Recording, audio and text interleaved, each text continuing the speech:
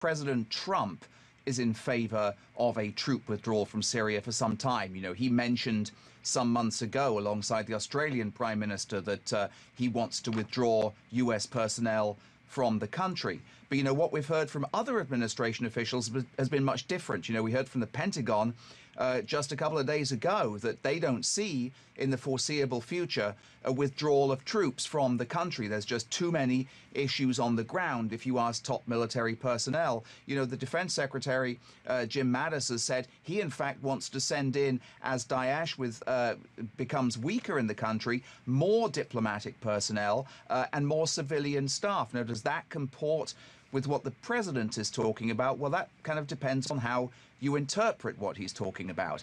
Most people here in Washington, I would say within the administration, do not expect any kind of drawdown in the U.S. presence in the country. In fact, the State Department spokesperson, when asked today whether she had seen any kind of plan for a withdrawal from Syria, said she had not. And we've heard just recently from the then Secretary of State, Rex Tillerson, that pulling out any time in the near future would basically leave a dangerous vacuum, that would leave people open to what he described as the brutal regime of the Syrian President Bashar al-Assad. There's also the question about what happens with the U.S. alliances in the country. As you referenced, the Syrian Democratic Forces, dominated by the YPG.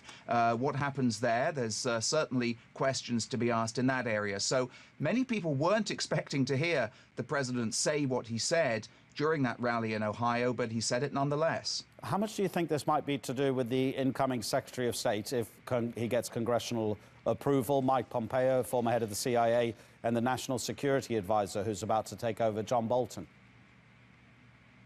Yeah, Bolton takes over next month. Pompeo, of course, as you mentioned, needs congressional approval. But both of those men are understood to be hawks on Syria.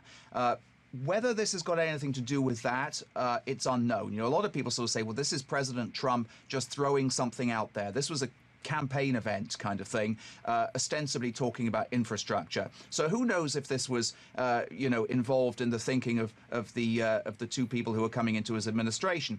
Both of them are understood to be hawks. Now, that doesn't necessarily mean that they're in favor of a U.S. withdrawal. It might mean that they're in favor in favor of increased U.S. presence. So I don't think that the president was talking necessarily about the views of those around him. I think this was the president saying something that's been on his mind for a while and something that he believes should happen.